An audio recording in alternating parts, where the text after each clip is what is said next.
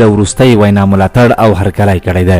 د راپورونو له مخې شیر عباس تنګزي په خپلو وروستیو څرګندونو کې ویلي چې هم زمونږ روابط له پاکستان سره مثبت وي او د خپل ملي منافعو په اساس به زمونږ دغه روابط د پاکستان سره جوړیږي او برابرېږي او د عدم مداخله په سیاست باندې به دواړه عمل کوو.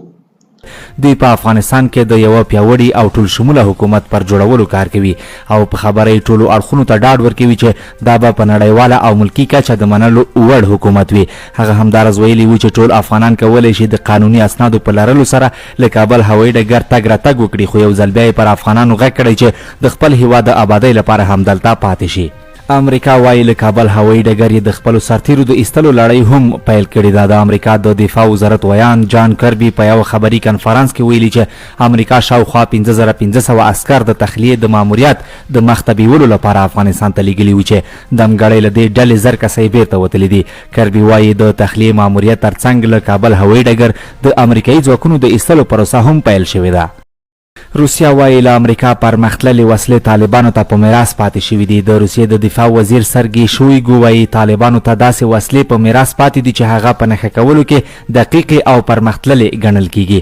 شویګو وایي طالبان دمګړۍ 100 جاولین توغندي هم لري چې د ټانکونو او چورلکو په نښه کولو کې کار ترې اخیستل کیږي.